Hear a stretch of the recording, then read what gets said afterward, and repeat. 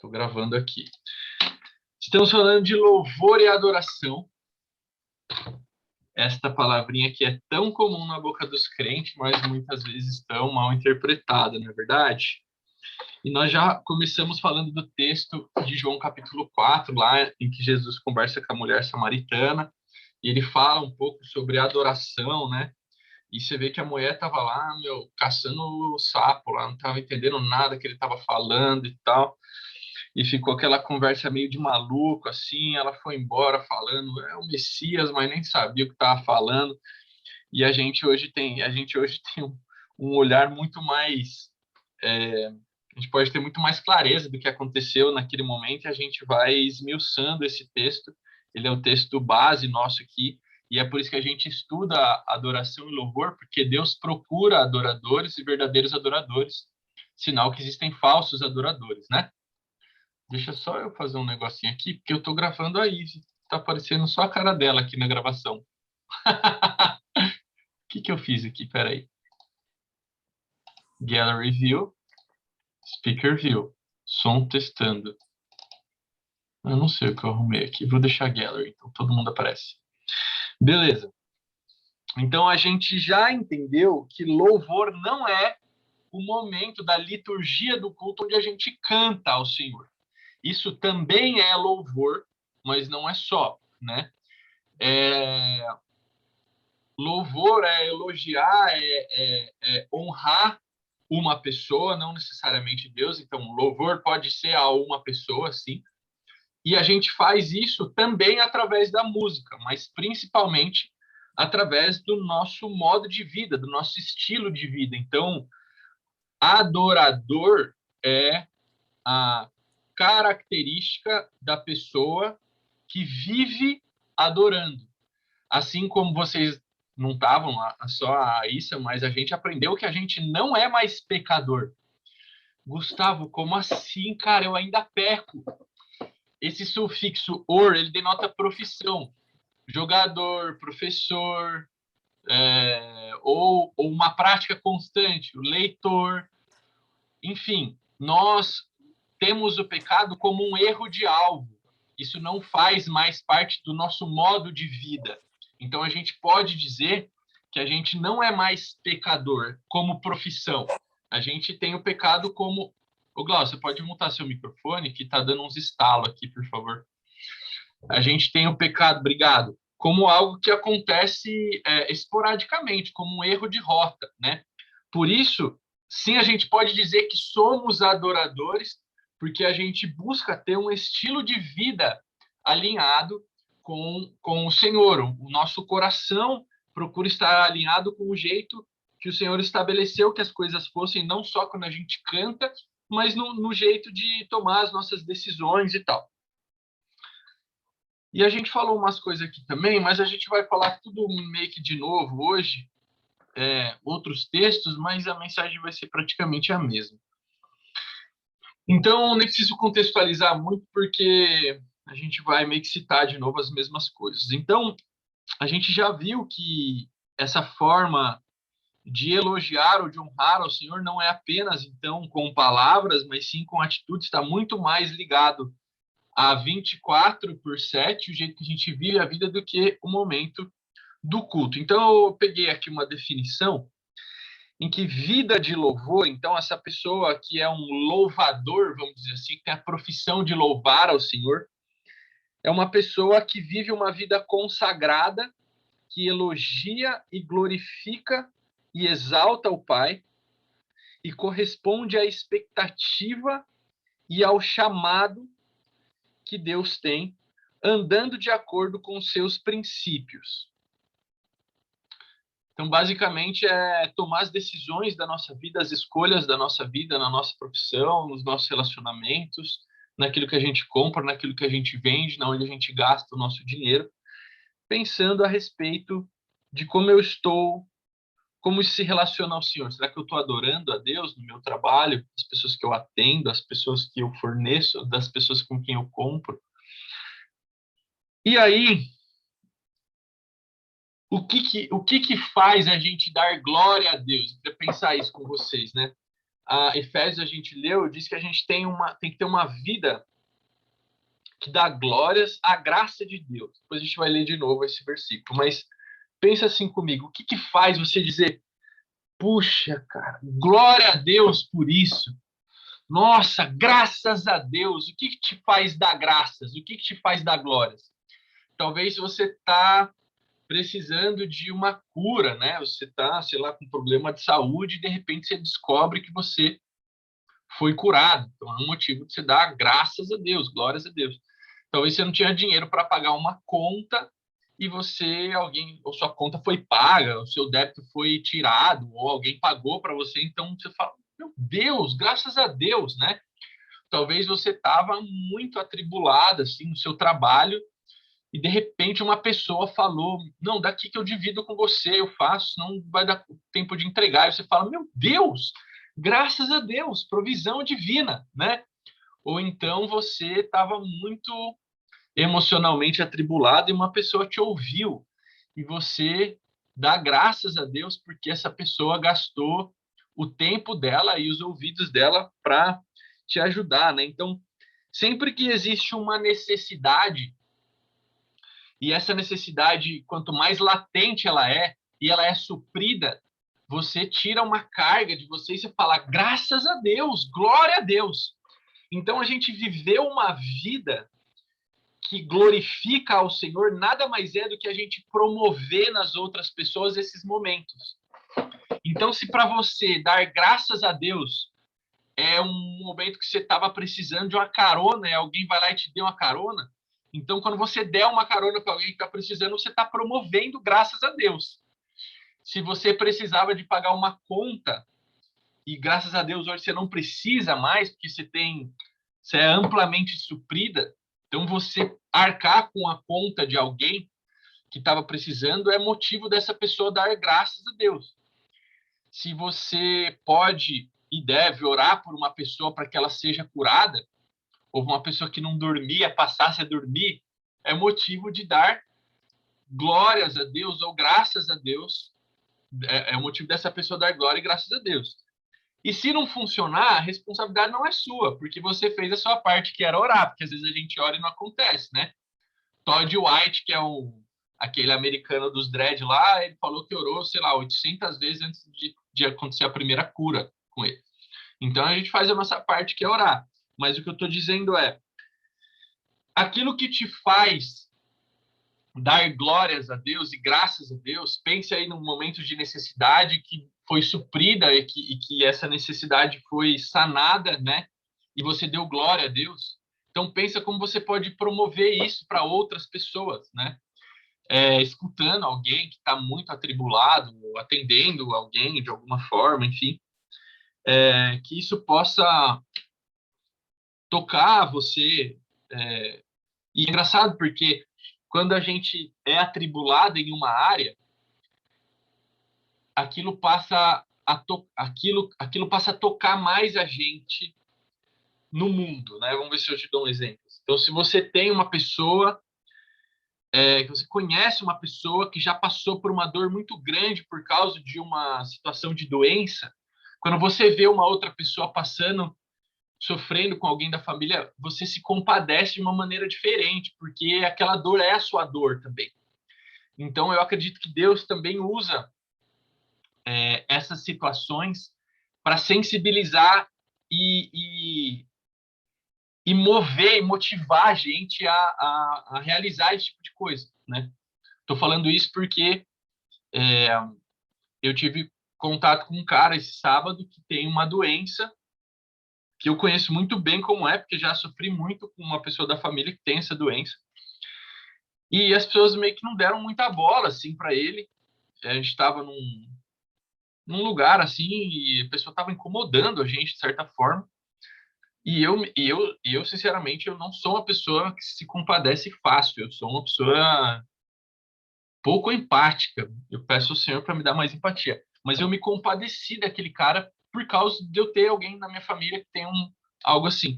Então eu vejo que Deus, ele usa essas situações para que a gente possa ser motivo de graça e glória a ele, ajudando outras pessoas, principalmente nesses lugares em que a gente foi ajudado, né? Então é isso, gente. A gente precisa promover glórias a Deus pelas nossas atitudes, e uma forma é pensar onde eu fui ajudado, onde na minha vida eu tive uma necessidade e eu tive um escape, um livramento, e como eu posso promover isso para as pessoas. É uma forma de promover glórias a Deus. Então, para não dizer que eu não falei das flores, vamos ler Bíblia, porque temos alguns textos aqui para respaldar isso aqui que eu estou falando para vocês. Então, Bruna, lê para mim 1 Coríntios, capítulo 10, verso 31. E Ive, lê para mim Colossenses, capítulo 3, verso 17. Aí você pode já abrir para mim Ezequiel 36. E Glau pode abrir para mim Romanos 8, por favor.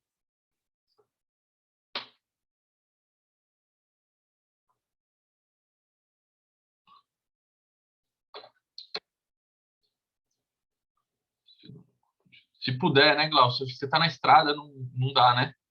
Desculpa. Não, não estou na estrada, não. Eu estou aqui já, fica tranquilo. Eu só beleza. não conseguia ver, mas eu estou aqui. Romanos 8, o quê? Tudo? Não, só o 2.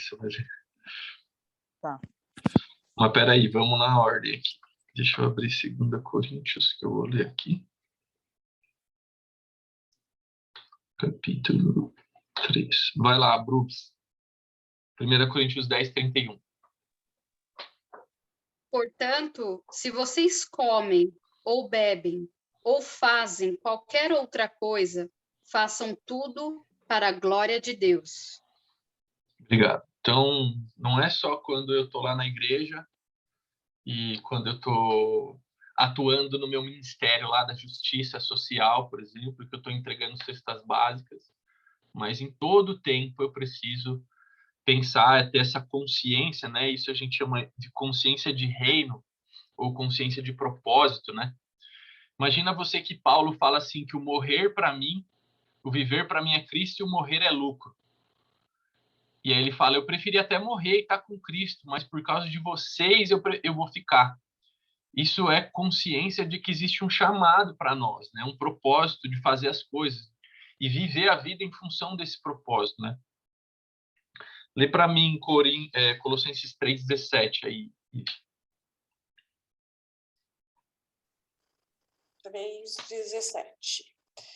E tudo que fizeres, seja em palavra, seja em ação, faça em nome do Senhor Jesus, dando por ele graças a Deus Pai. Amém. Lê também para mim o capítulo 1, versos 9 e 10.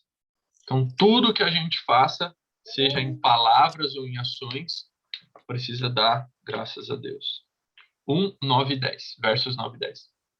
Por esta razão, também nós, desde o dia em que soubemos disso, não deixemos de orar por vocês e de pedir que transborde do pleno conhecimento da vontade de Deus, em toda sabedoria e entendimento espiritual. Dessa maneira, poderão viver de modo digno do Senhor, para seu inteiro agrado, frutificando em toda boa obra e crescendo no conhecimento de Deus.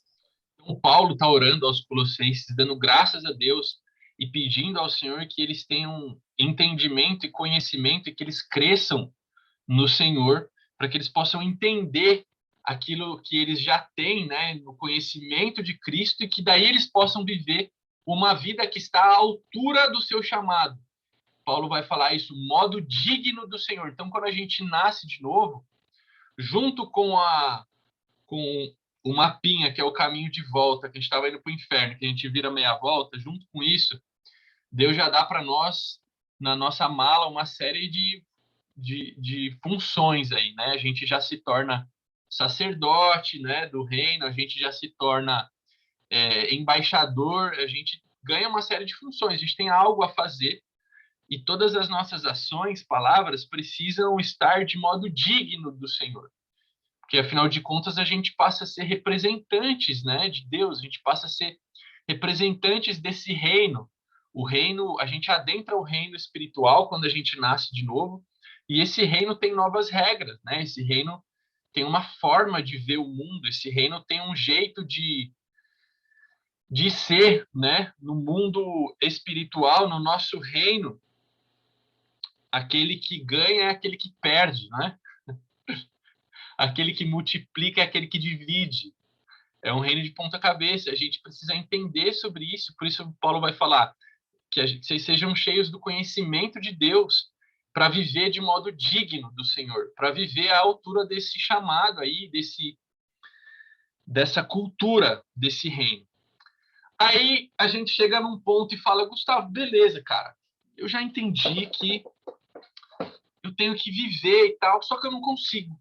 Só que eu tento, e daí a hora que eu vejo, eu já falei palavrão, e daí eu já xingo mesmo, porque o meu pavio é curto, e igual a Vanessa ontem que ela pregou, né? Que eu nem tinha nem pavio, né? Que eu era pavio curto, nem pavio eu tinha. Não consigo, cara, não consigo. Aí você falou para mim que eu tenho que permanecer, semana passada aí você leu João 15, e que eu tenho que permanecer, mas eu já estou permanecendo e não estou dando fruto. E aí? Vamos ler Ezequiel capítulo 36, versos 26 e 27, por favor. Peraí, prima. Ai. 26 e 27? Sim. Eu lhes darei um coração novo e porei em vocês um espírito novo. Tirarei de vocês o coração de pedra, desobediente, e lhes darei um coração bondoso, obediente. Porei o meu espírito dentro de vocês e farei com que obedeçam as minhas leis e cumpram todos os mandamentos que lhes dei. Obrigado. Então, veja. Todo gentil ou todo judeu, todo mundo que não é igreja, né? Eu falei para vocês em algum momento, se não falei, vou falar. A Bíblia toda é dividida em 3 povos: judeus, gentios e igreja. Isso é a segunda coisa mais importante para entender a Bíblia, depois de saber que nós somos espírito, temos uma alma e habitamos num corpo. Então, quando a gente nasce de novo, seja a gente judeu ou gentil, a gente passa a integrar a igreja, os filhos de Deus. Beleza? Tá bem claro isso? Isso é muito importante. Nós éramos gentios antes de sermos cristãos e aceitarem a Cristo. Nós éramos gentios. A Bíblia fala que nós éramos gentios. Quem que eram os gentios?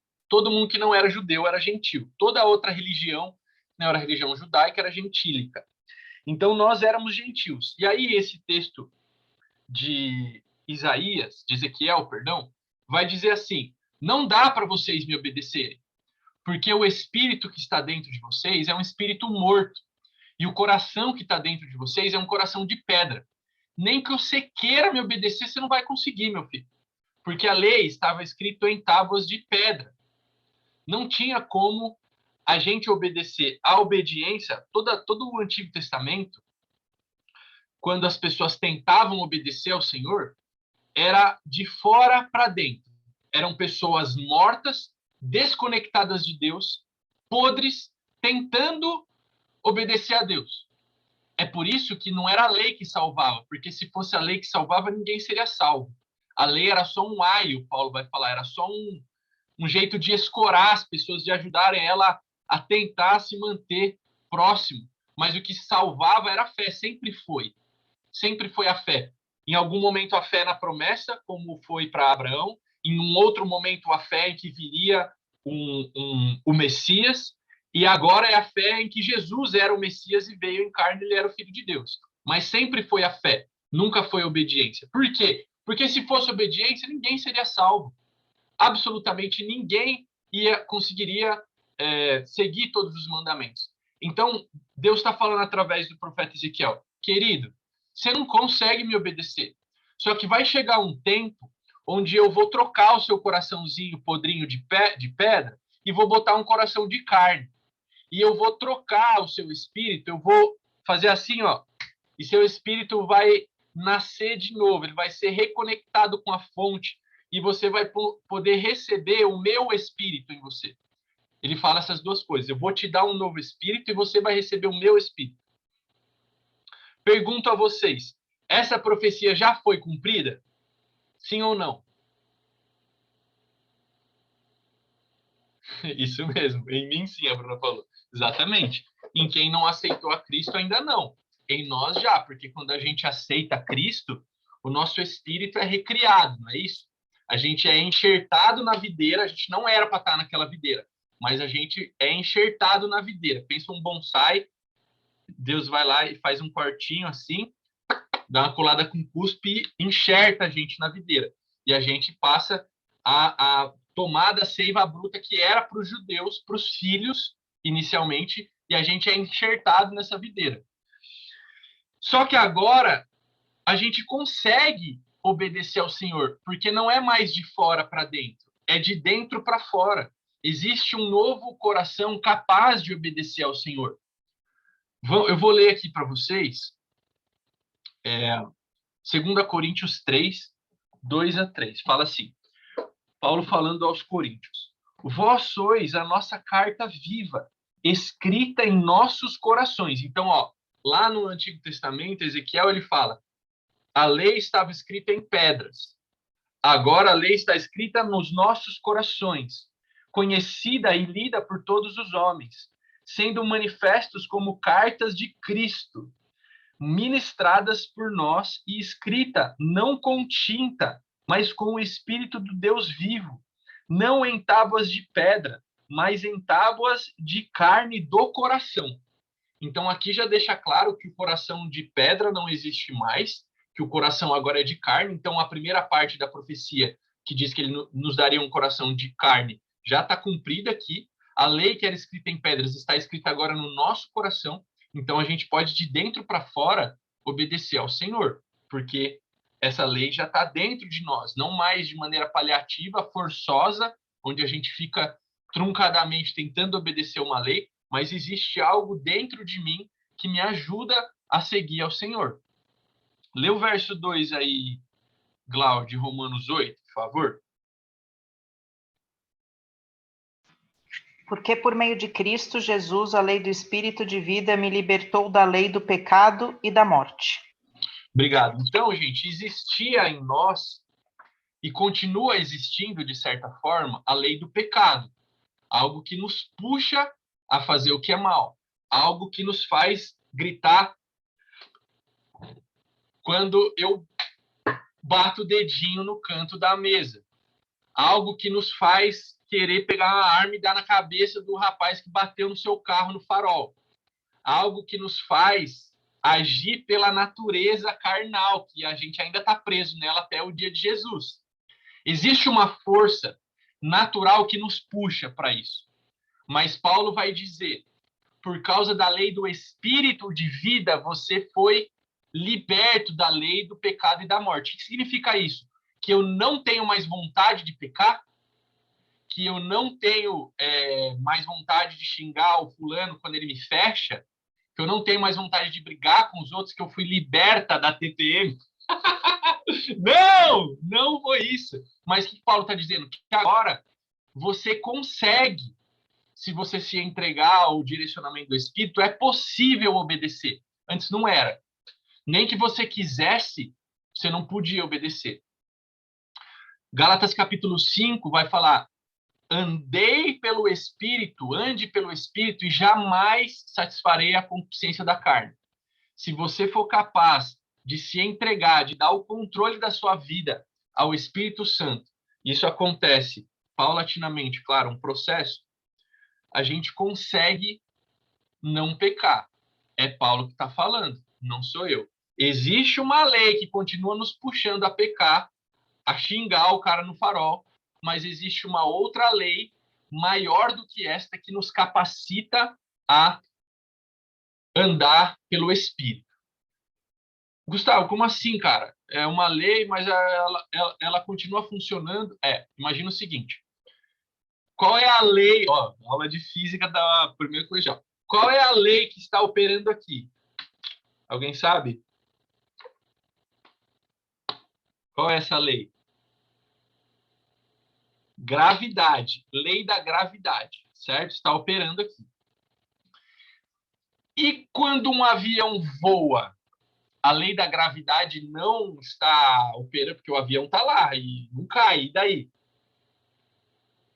Existe uma outra lei que sobrepõe a lei da gravidade, chamada, não me lembro agora, não é lei da termodinâmica, não sei, mas é uma lei, uma outra lei física que diz que quando você pega uma certa velocidade, você tem uma determinada aerodinâmica e você consegue se manter voando. Então, as duas leis são verdades. A lei da carne ainda permanece em nós, mas a lei do espírito é capaz de sobrepujar a lei da carne. Onde abundou o pecado, superabundou a graça. Amém? Então, primeira coisa que a gente tem que entender, a gente continua com vontade de pecar, a gente continua sem vontade de fazer o bem ao próximo, muitas vezes, mas agora, lindão, você está capaz de fazer o que é certo, porque existe o Espírito do Senhor te ajudando. Graça é a capacidade de fazer aquilo que eu não era capaz de fazer sozinho. Ivy não era capaz de pegar um microfone e abrir um culto, mas por causa da graça do Senhor ela já fez isso, certo? A Issa não era capaz de aguentar a chatice da chefe dela, mas por causa da graça do Senhor ela consegue. Não conheço mais outros exemplos aí para dar, para ficar mais palpável. Eu estou tentando ser mais exemplista, porque acho que isso falta em mim como professor. Mas acho que vocês entenderam. A gente continua com vontade de fazer coisa errada, mas agora, por causa da graça de Deus, que superabunda em nós, a gente é capaz de conseguir fazer o certo. A gente é capaz de vencer essa lei do pecado. Então, existia uma promessa no Antigo Testamento de que Deus tiraria um coração de pedra e colocaria um coração de carne e que ele poria dentro de nós um novo espírito. Esta profecia foi cumprida em nós. Então, presta bem atenção. Você só pode cantar a música Dá-me um coração igual ao teu, meu mestre. Dá-me um coração igual ao teu, coração disposto a obedecer, sentir todo o meu... Dá-me um coração igual ao teu. Você só pode cantar essa música se na sua cabecinha você estiver pensando que coração é a alma, é o jeito de fazer as coisas. Você quer ser mais como o Senhor Jesus, mais compassivo, mais manso. Se você estiver pedindo ao Senhor, me dá um espírito como o seu, ele vai responder a sua oração, querido, já dei. Jesus não vai morrer na cruz de novo, já mandei meu filho para morrer. Ontem a Stephanie falou, não sei porque você fala que não pode cantar essa música, que é tão bonita essa música. A gente cantou ontem na igreja essa música, né? Mas, enfim, essa profecia já foi cumprida. Então, quando você pede para o Senhor um novo coração, no sentido sem refletir do que está falando, Jesus vai responder para você, já dei um novo coração. Você já está capaz de me obedecer. Você já está capaz de perdoar como Cristo perdoa, né? O que você está querendo dizer quando você canta essa música é, Senhor, eu quero ser mais parecido com o Senhor. Me ajuda a ser mais compassivo, mais manso, na verdade? Só que eu acho arriscado a gente cantar essas coisas sem explicar, porque diretamente a gente se lembra desse texto, né? Que o Senhor daria uma ação, mas ele já deu. E aí, se eu canto essa música sem pensar, então não foi cumprida essa profecia ainda em mim. Mas já foi, né? É coisa chata de professor. E a gente discute, mas eu já sabia isso, eu já entendia isso. Anyways, a questão é, existe já em nós essa capacidade de manifestar essas coisas que a gente muitas vezes não quer por nós mesmos, né? Existe a capacidade da gente vencer esses impulsos negativos, esses impulsos carnais que pensam primeiro em nós e depois nos outros.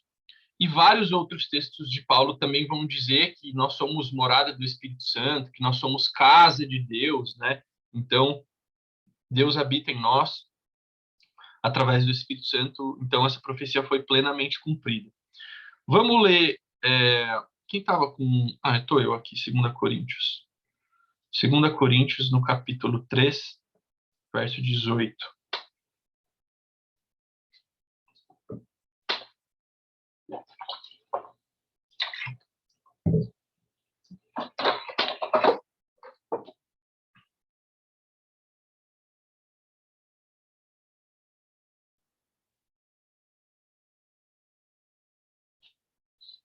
Deixa eu ver aqui de onde que a gente vai ler.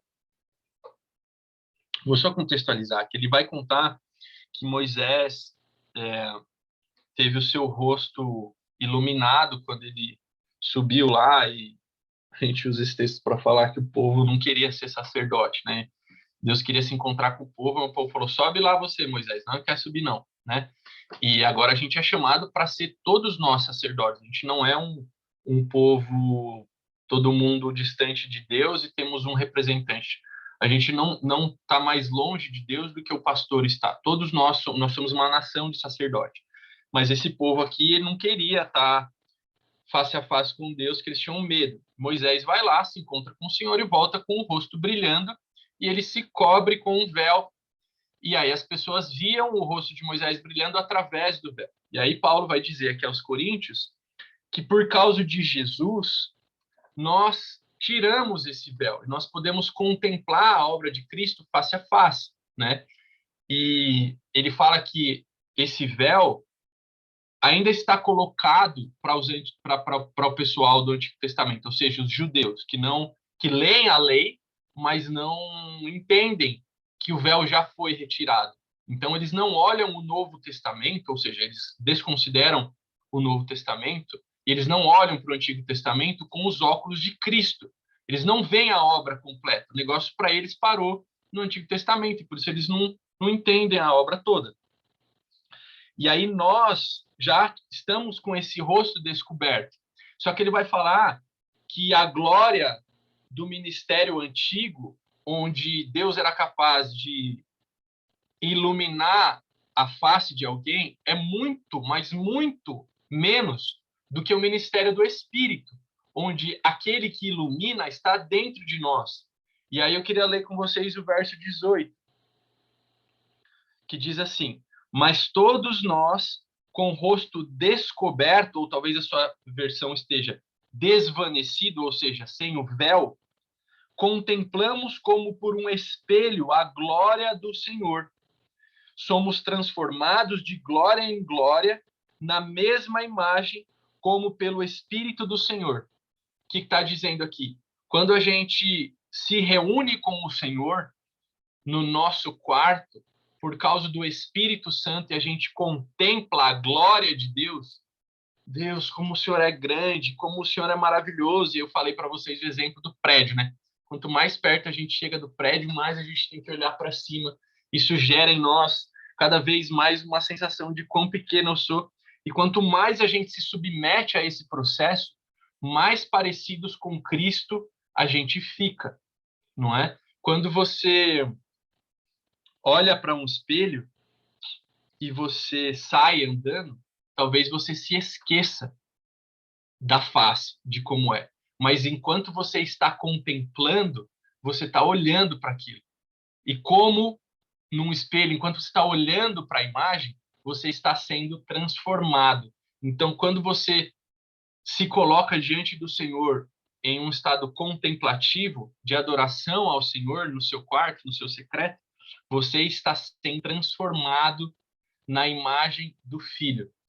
Então, Gustavo, eu não consigo dar fruto, cara. Não consigo dar fruto. Então, gasta mais tempo contemplando a glória do Senhor, que você vai conseguir dar fruto. Existe uma, não sei se eu posso chamar de uma pregação, uma teoria do que é, que estuda o período do Getsemane, em que Jesus entra no período de oração, dizendo: a minha alma está desfalecendo, não é essa palavra, estou confundindo com as palavras de Davi. Ele diz: eu estou, alguma coisa como desesperadamente triste, ele estava suando sangue porque ele estava contrariado, ele não queria ir para a cruz. E aí ele fica nesse período de oração no Getsemane, se colocando diante de Deus. E aí os discípulos não conseguiam aguentar com ele esse período de oração, eles vão dormir. E aí Jesus fala: você não consegue vigiar comigo, já está dormindo. Mas Jesus, ele permanece, a mesma palavra de João capítulo 15, né? Permanece em oração, ele permanece em oração, até que ele sai de lá e diz: bora que eu vou morrer, bora que eu vou salvar esse povo. Então existe um estudo a respeito disso, e eles chamam isso de vai para o Getsemane, quer dizer, dobra os seus joelhos e fica no secreto até que você seja transformado na sua vontade, né? não estou afim de fazer tal coisa. Vai para o Getsemane até sua vontade mudar. É uma forma de enxergar isso. Então, o que eu tenho para dizer para você, gaste tempo contemplando o Senhor e vai ficar mais fácil das atitudes de louvor brotarem, tá bom? Beleza. Então, se um louvador é alguém que tem uma vida de louvor, que tem expressões diárias, constantes, que vão promover nas pessoas, graças a Deus, pela vida desse fulano, mas em última instância, pelo Senhor. Se uma pessoa que vive isso é uma pessoa que tem uma vida de louvor, então o que é uma pessoa que vive uma vida de adoração? O que é um adorador? Uma pessoa que vive essa vida, que tem um relacionamento íntimo com Deus, um coração alinhado ao Senhor, submisso à vontade do Senhor. E aí as duas coisas se encaixam, porque veja, quando João capítulo 4, que é o nosso texto, nossa espinha dorsal aqui do que a gente está conversando, vai dizer que Jesus procura adoradores que o adorem em espírito e em verdade. Esse em verdade, ele significa algo manifesto, algo visível, algo palpável, algo não oculto. Então, o que Jesus está dizendo é, você precisa adorar o Senhor em espírito, mas também precisa manifestar isso com ações. Isso vai ser a mesma coisa que Tiago vai falar. Você tem fé? Então me mostra suas obras. E ali Paulo não está falando, Tiago não está falando. Tiago ou Paulo? É carta de Paulo a Tiago ou é carta de Tiago para alguém? Não lembro agora. Enfim. Eu acho que é carta de Paulo a Tiago. Anyways. A carta lá que a gente chama de Tiago, ele está dizendo, ele vai falar no capítulo 1, né, de obras e tal, e aí você pode até confundir que ele está falando de boas ações, porque no capítulo 1 ele vai falar que a verdadeira religião é cuidar dos órfãos e das viúvas, né? E no capítulo 2 ele vai falar sobre ter obras alinhadas à fé, e aí tem gente que vai falar que isso são caridade, né? Que isso é fazer obras de caridade. Mas o exemplo que ele traz no capítulo 2 é o exemplo de Abraão.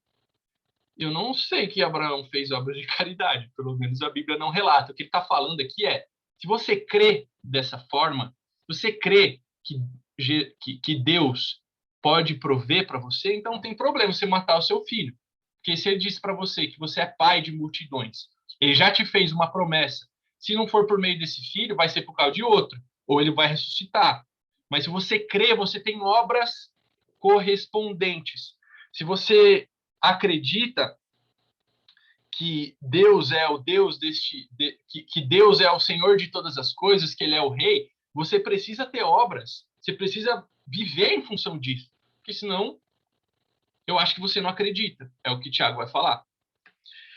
Então, o que é a vida de adoração? Então, em espírito e em verdade, eu estou entendendo o que é isso, eu estou buscando do Senhor no meu quarto, eu entendi que eu só posso ser um verdadeiro adorador porque não é mais no monte e não é mais no templo, é dentro de mim, porque Deus mora dentro de mim, mas precisa ter atitudes. Então, em espírito e em verdade, sem Cristo dentro de você, você não pode ser um adorador, mas pode ter obras. Só que aí você tem obra, mas você não é um adorador em espírito. Você só tem as obras, que é o que os espíritas fazem, né? Para eles, a expiação... Na verdade, eles nem creem em expiação. Mas para eles, boas obras é o que importa. Eles fazem caridade. Então, você não é nascido de novo e faz caridade, você está adorando em verdade, mas não está adorando em espírito. Se você entendeu o que é o Senhor, você se coloca diante dele, você se prostra, você tem um coração submisso, alinhado, mas você não tem obras, você vive xingando os outros, você não tem nada a ver com a vida de Cristo aqui na Terra, você tá tendo você está sendo um adorador em espírito, mas não tem verdade no que você está fazendo, porque não tem obras correspondentes. Então, o que é adorar em espírito e em verdade? É você estar conectado à videira, porque entendeu, está submisso com seu espírito ao Senhor, você o adora no seu quarto, você é um adorador, mas você também é um louvador, porque você consegue expressar essa adoração na sua vida, nas suas obras, no seu dia a dia. Isso é adorar em espírito e em verdade. É um adorador mais um louvador. É alguém que entendeu, é isso que começa dentro. Você só consegue obedecer porque não existe mais tábuas de pedra, mas um coração de carne, porque a lei está no seu coração, que tem um novo espírito, você já está entendendo tudo isso, e agora você começa a manifestar essas obras, porque você contempla, porque você permanece. Então você é um adorador e um louvador. Faz sentido ou não? Amém. Eu anotei aqui. Em espírito e em verdade, algo que brota do coração, fruto do novo nascimento, pela comunhão, contemplação e permanência, e se torna aparente, evidente, com atitudes de louvor. Amém? Glória a Deus, aleluia. Dúvidas, tristezas, dissabores? Não? Minhas aulas estão cada vez mais pregação, velho. Eu acho que eu vou acabar em 15 minutos, eu falar a aula inteira, um negócio que era para eu falar em 15 minutos. Não sei o que está acontecendo. Eu tô só na metade da aula ainda, mas tudo bem, a gente para a hora que der o tempo. Vamos abrir comigo? Abre aí, Bruno, por favor, Isaías 43. E abre Efésios, capítulo 1. Glau, abre Salmo 150.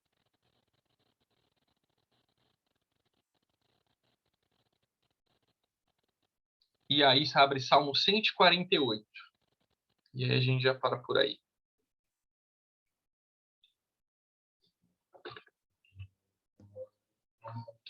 Vamos lá, Isaías 43. Tudo? Desculpa, do 18 ao 21 só.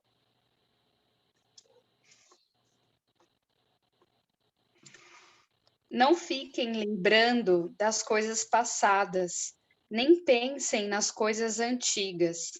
Eis que faço uma coisa nova. Agora mesmo ela está saindo à luz. Será que vocês não percebem? Eis que porém um caminho no deserto e rios nos lugares áridos. Os animais do campo me glorificarão, os chacais e os filhotes de avestruzes, porque porei águas no deserto e rios nos lugares áridos, para dar de beber ao meu povo, ao meu escolhido, a este povo que formei para mim, para celebrar o meu louvor. Então tá, o começo todo é só para contextualizar, mas o verso que eu quero é: esse povo que formei para mim, para me render louvores, alguma coisa desse tipo, para me fornecer louvores, para me adorar, para, enfim. O povo judeu foi criado por Deus, entre outras coisas, para louvar ao Senhor. Essa foi a razão, uma das razões, de Deus ter criado um povo. Não é porque ele estava se sentindo só, não é porque ele é egóico e ele precisava de alguém. Ele não precisava, mas ele quis fazer isso. E ele criou, entre outras razões, o planeta, e ele colocou um povo ali para o adorar e o louvar. Então, uma das razões da criação do ser humano, em especial o povo de Israel, é para que o adore. Gustavo, beleza, mas nós não somos Israel, cara. O que você está falando? Então, lê para mim Efésios, capítulo 1, versos 5 e 6, e todo mundo sabe, de velho na minha aula aqui, que Paulo está falando conosco, porque nós somos parte da igreja, né? E as cartas de Paulo são escritas para a igreja. Então, aí Paulo está falando com a gente. Diz aí. 1, 5 e 6, é isso? Capítulo 1, versos 5 e 6. Em amor nos predestinou para ele, para sermos adotados como seus filhos, por meio de Jesus Cristo, segundo o propósito de sua vontade, para louvor da glória de sua graça, que ele nos concedeu gratuitamente no amado. Gente, por que ele fala que nós somos adotados? Quem que era para ser os filhos? Os judeus. Os judeus que vieram e não, ele veio para os judeus, a Bíblia diz, e os judeus não o receberam. Tem até uma parábola que fala que ele chamou todo mundo para o casamento e os que ele chamou um pessoal para o casamento e o pessoal que ele chamou para o casamento não foi. Aí ele falou, quer saber? Sai para a rua e chama todos esses reguenguela aí que eu vou convidar todo mundo para o casamento. Esses reguenguela somos nós. Nós não éramos para ser filhos. O povo escolhido eram os judeus. Mas aí, pela graça de Deus, e o filho adotado é aquele que você o escolhe, você vai lá e fala, esse aí eu quero adotar. Não nasceu. Filho nascido não é escolhido, é nascido. Mas o adotado, e aí há quem diga que o adotado, de certa forma, é mais amado porque é escolhido, né? Talvez por isso que a gente ama tantos pets, não é? Porque a gente vai lá e escolhe, eu quero esse aqui. Mas a gente é adotado do Senhor porque fomos enxertados na videira. Nós não era para estar na videira. E aí Deus fala, não, beleza, então pode vir. E aí o verso seguinte vai dizer, porque a gente é adotado para o louvor da glória da sua graça, é isso que fala?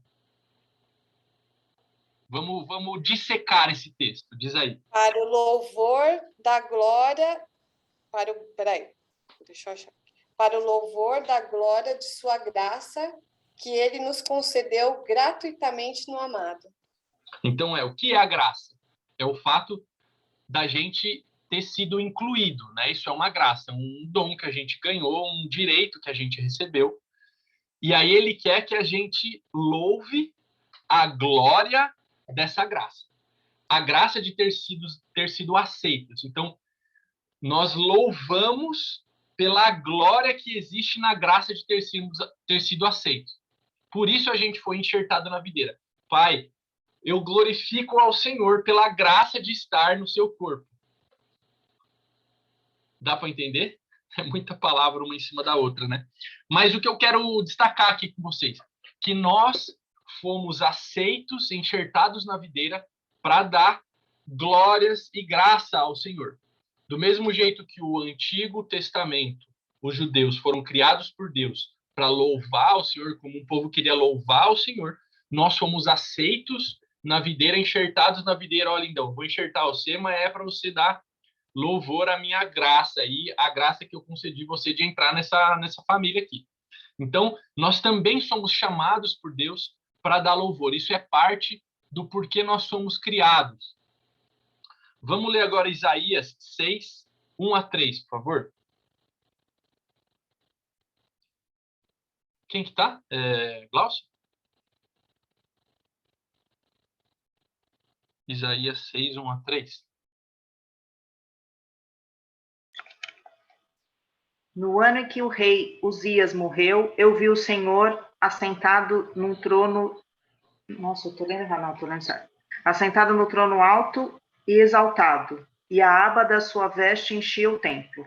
Acima dele estavam serafins, cada um deles tinha 6 asas. Com 2 cobriam o rosto, com 2 cobriam os pés, e com 2 voavam, e proclamavam uns aos outros: Santo, Santo, Santo, é o Senhor dos exércitos. A terra inteira está cheia da sua glória. Obrigado. Então, tem uns caras aí, uns caras cheios de asas e cheios de olhos, que ficam o dia todo dizendo Santo, Santo, Santo. Assim como nós fomos criados para dar glória ao Senhor, os santos também os anjos também foram criados para um propósito, para engrandecer o nome do Senhor, com suas atitudes, quando são mandados pelo Senhor. A palavra fala que Deus dá ordem aos seus anjos, mas alguns deles são designados para só ficar louvando ao Senhor. E não só os seres humanos e os anjos, mas toda a criação, como a gente vai ler no Salmo 156. Quem está com o Salmo? Para quem que eu pedi 156? Eu, 150? 6. Ah, é 150? Não, peraí, tô vendo errado. Eu te passei outro? Eu acho que eu confundi, né? Eu tinha dado Isaías. Não é Eu tinha dado 148? Isaías. Eu tinha dado Não, você Isaías me para deu alguém. Salmo. Salmo, tudo bem, a gente vai Já ler os sei, dois. já era para mim que você tinha dado. Eu li Salmo, o né? outro e não. Não Mas faz eu mal. que errei. Não, tudo bem, tudo bem, tudo bem. Então, ó, é isso. Você vai ler Salmo 150, verso 6. E depois eu vou te falar o outro, que é em Salmo também. Todos os seres vivos louvem ao Senhor. Aleluia. Todos os seres vivos. Não só os anjos e nem nós, todos. Inclusive os animais, né? Lê agora o 148. Deixa que eu ler aqui, vai, para vocês não ficarem lendo. Eu vou ler o Salmo 148. 148, de 1 a 14. Deixa eu ler. Aleluia. Todos os que estão nos céus, louvem o Senhor Deus nas alturas. Louvem o Senhor, todos os seus anjos, todos os seus exércitos celestiais. Sol e lua, louvem o Senhor. Todas as estrelas brilhantes, louvem a Deus. Que o mais alto céus o louvem e também as águas que estão acima do céu. Que todos eles louvem o Senhor, pois ele deu uma ordem e eles foram criados. Ele mandou e foram firmados para sempre nos seus lugares. Eles não podem desobedecer. Louve o Senhor, tudo que existe na terra, monstros do mar e todas as profundezas do oceano. Louvem o Senhor, relâmpagos e chuva de pedra, neve e nuvens, ventos fortes que obedecem à sua ordem. Louvem o Senhor, colinas e montanhas, florestas e árvores que dão frutas. Louvem o Senhor, todos os animais, mansos e selvagens. Louvem o Senhor, passarinhos e animais que se arrastam pelo chão. Louvem o Senhor, reis e todos os povos governantes e todas as outras autoridades. Louvem o Senhor, moços e moças, velhos e crianças. Que todos louvem a Deus, o Senhor, porque ele é superior a todos os outros deuses. A sua glória está acima da terra e do céu. Ele fez com que a sua nação ficasse cada vez mais forte e por isso o louvam todos os seus servos fiéis e o povo de Israel, a quem ele tanto ama. Aleluia. Amém. Então veja que é um imperativo aqui, né? Louve ao Senhor, ele vai falando. Os céus e a terra, os anjos, o sol e a lua, os céus, os animais, o vapor, o fogo, a relva, os montes, os gados, os répteis, tudo. Todo ser que respira, louve ao Senhor, e o que não respira também. Tudo louve ao Senhor. Eu queria passar um vídeo para vocês. Alguém talvez já tenha assistido. Ele tem 15 minutos. Vocês podem assistir ou vocês querem semana que vem? Pode, Glau. Beleza. Posso. Ele tem legendas, mas vai ficar a qualidade boa aqui, eu acho. Peraí que tá zoada essa qualidade. Deixa eu ver se eu acho rapidinho um de qualidade melhor aqui.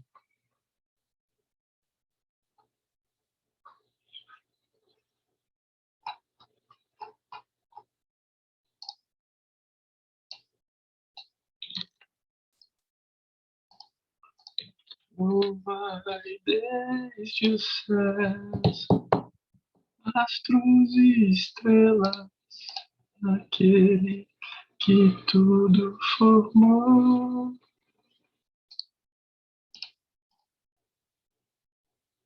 Opa, esse aqui tá topzera. Mais ou menos 360p.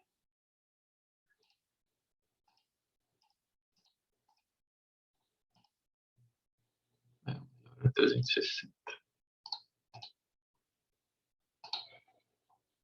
Beleza. Share screen. Share sound. Screen 2. Estão vendo aí? Sim? Ok. Beleza. Vê se tá indo o som A aí. couple more stars. This one is called the Vela Pulsar. Ih, mas acho que esse aqui não tem legenda. Só em inglês.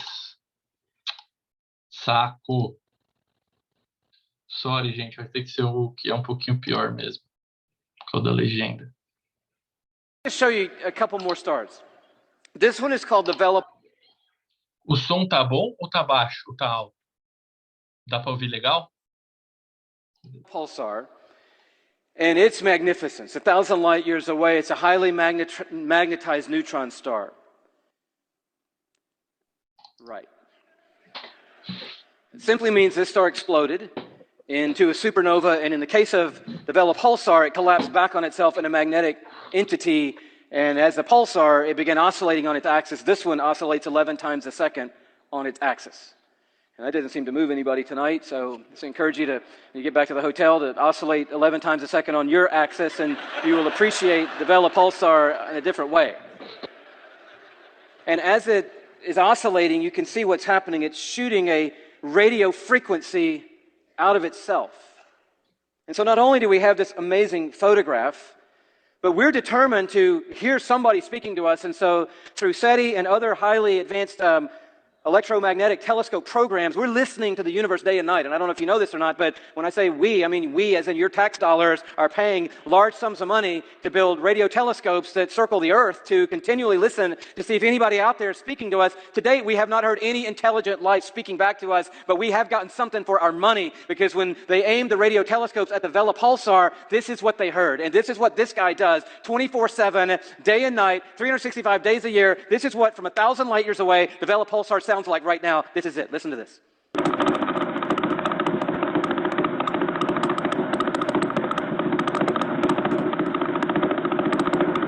Now, I don't know about you, but that blew me away. I'm thinking, wow, this is incredible. You're like, well, what does it mean? I don't know. Is that some kind of Morse code for something, or what does all that mean? I don't know what it means, but and I don't want to go too crazy here, but maybe the Vela pulsar got wind somehow innately of Psalm 148, verse 3, and it says, praise him, sun and moon, and all you shining stars. We're a shining star. We should praise him. Well, how are we going to praise him? I know. Let's oscillate 11 times a second on our axis and see if we can send a radio signal into the universe that would join in the symphony of God's praise from all creation. It's singing. The stars are singing to him.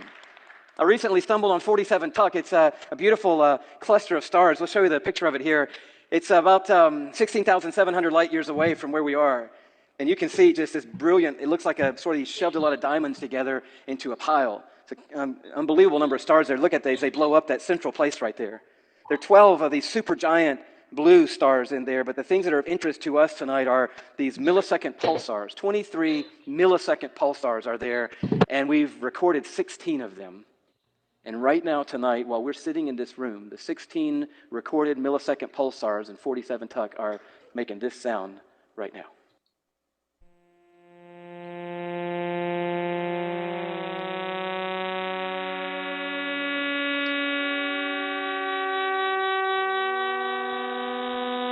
Sounds a little loud to me.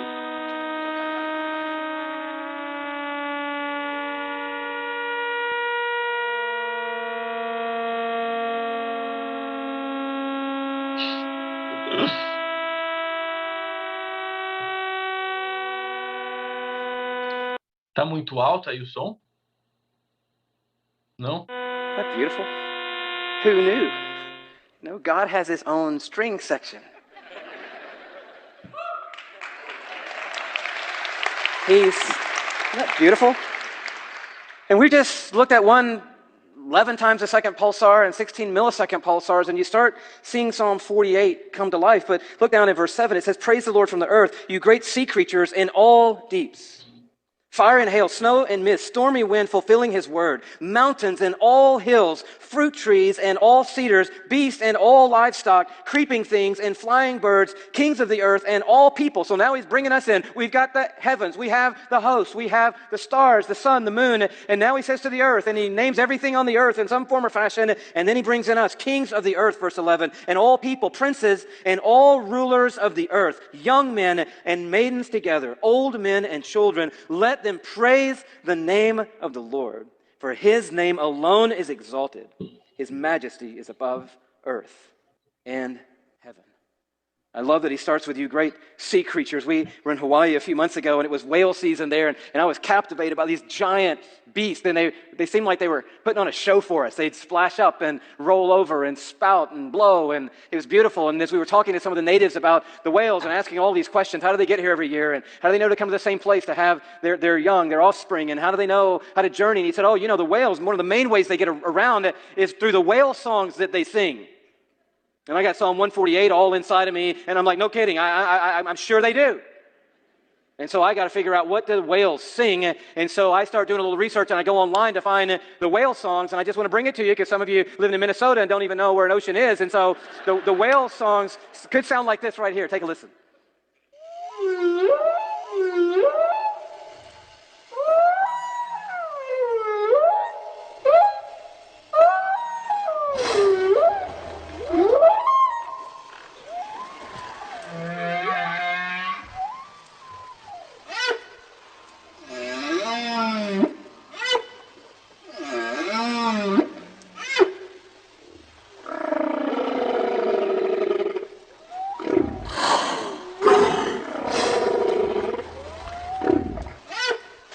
This Psalm 148 coming to life right in front of us tonight. That's what's happening in all creation. And I had this crazy idea, and I don't know if you know what a mashup is or not, but I had this crazy mashup idea, and I started trying to think, what would it be like to be God? Because we so elevate our songs, and this is no comment on what we sung tonight. I'm a songwriter, and I believe in artists, and I believe in what we do in corporate worship through song and through music, and one of the expressions of our worship, but I don't think we have a clue because we don't know the expanse of the worship that is continually surrounding the throne of God. And our songs are great, but God isn't banking on our songs because he is surrounded by a symphony that's bigger than our wildest dreams tonight. Stars sing and whales sing and the birds fly. And I just try to imagine, what would it sound like if you could just for a second be God and hear what he hears? And I can't get us there tonight, but I came close. I had a friend who helped me with this little iPad program, and I'm not a DJ, but just a little thing, just quickly, and I want you to see how this works. I brought this guy in. He's not somebody that we had going already, but I brought one guy in. You should be hearing him by now. I don't know. Are we on? Yeah, if we could get just a little more volume, that'd be great. Thank you very much. Just even a little more volume would be fantastic. Thank you. I'm kind of maxed out here. There we go. This guy, we didn't look at his picture. He's PSR BO329-54. And he's only rotating 1.5 times per second, which is not all that much, but we need him in our little experiment we're going to do here, okay? And then we had the Vela Pulsar. You remember the Vela Pulsar, right? So that's that guy. But that's a little too fast for what we're trying to do, so we're going to slow that down, okay?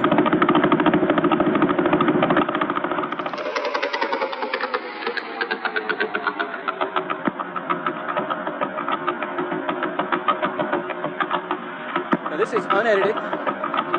It's just 2 pulsars slowed down and put in sync with each other. It's not a real groovy crowd, I know, but I know where I am, but it's kind of groovy if you hear it. And some of you want to nod a little bit, but you don't know if that's allowed at a Reform meeting, and so you just do as the Spirit leads. But isn't that cool? That's just 2 pulsars. And so we're going to put the millisecond guys in there. The ones you just heard, here they come.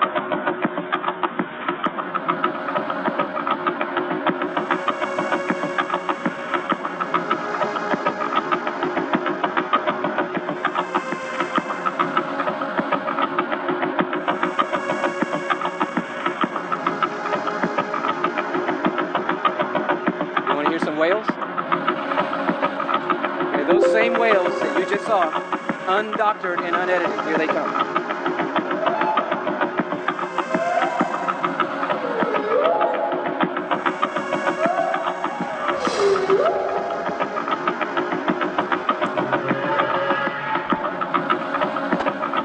We just got 2 pulsars, and then 16 others is the whales, and we got some going. But I was asking what you're asking because some people need it really clear. Like, what are they singing? And we tried this, and you just got to know this is unedited. We just dropped this on, and this is what happened. This is what they might be singing.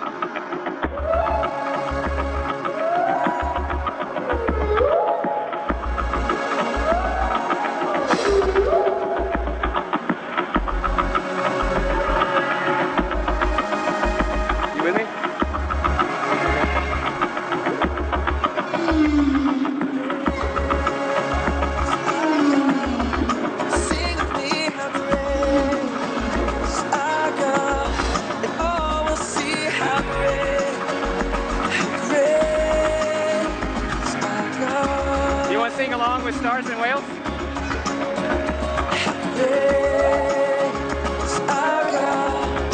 Sing with me, how great is our God, and all will see how great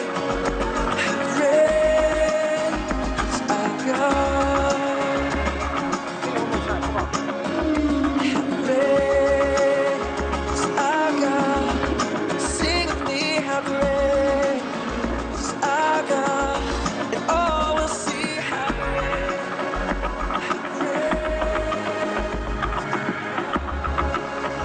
Okay, just one more time, just you and the whales. It's you and the whales.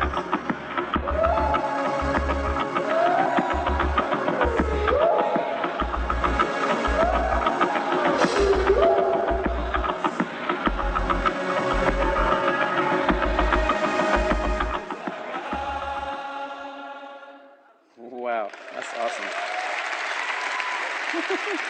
Woo! You know, you're like, whoa!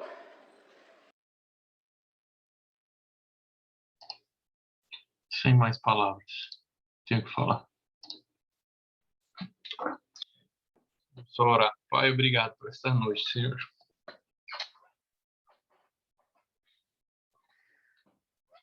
Jesus, pela oportunidade que temos de render graças ao Senhor com as nossas vidas, Pai. Jesus, ajuda-nos a poder viver de modo digno do Senhor, papai. Nunca se vangloriando, papai, das nossas ações, porque são trapos de imundícia, diz a tua palavra, Senhor. Mas nós desejamos ardentemente, Senhor, seguir o teu conselho, papai. Nós desejamos viver uma vida que te agrada, Jesus. Nós entendemos que é para isso que nós fomos criados, Pai. Toda a criação te louva. Que nós possamos louvar ao Senhor não só quando estamos na igreja, papai, não só no nosso momento de secreto, Pai, mas que nossas atitudes, nossas palavras, no nosso trabalho, papai, os relacionamentos, subam ao Senhor como incenso suave, papai, como adoração, Deus. Esse é o nosso desejo, Pai. Obrigado, Senhor Jesus, pela tua palavra. Nós chamamos, Senhor, em nome de Jesus, amém. Amém, queridas. Estou compartilhando minha tela ainda, né?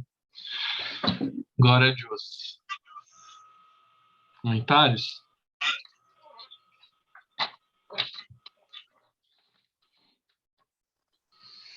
Maravilhoso, Gu. Manda pra gente esse link no grupo. Manda. Sensacional, não tenho o que falar. Como esse Senhor é lindo, né? Maravilhoso. Não dá para não se emocionar, né? Não dá para... A gente não merecia nada, né?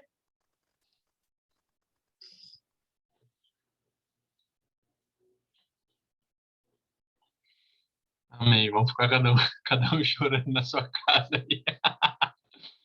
Boa semana, gente. Deus abençoe, viu? Até mais. Fiquem com Deus. Beijão. Tchau, tchau. Tchau, Gu. Boa noite. Tchau, tchau.